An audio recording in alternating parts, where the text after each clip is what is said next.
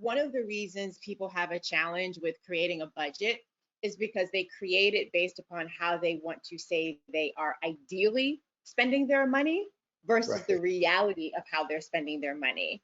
So Right. I always suggest to people that before you actually create a budget, that you actually track it, or at least go back and look at what you have done for a period of time. So to make that more concrete, in case that sounds too abstract, let's just say you decide, oh, you know what, I want to have a budget of $500 for groceries.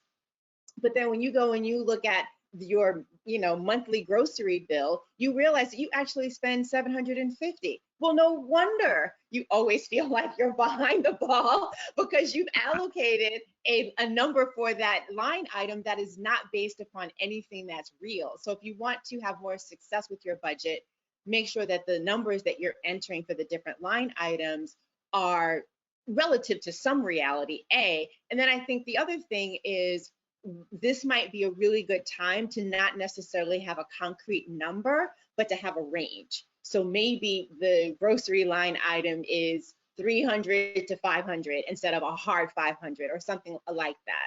But I think if you give yourself a range, you give yourself a little bit more flexibility.